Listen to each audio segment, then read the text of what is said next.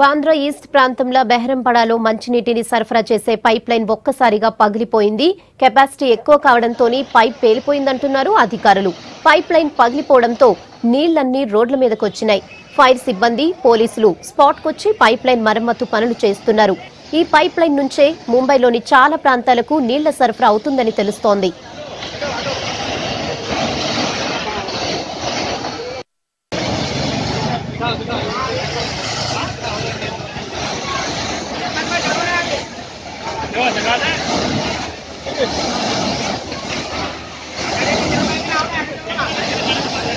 आगे नहीं जा रहे हमारे।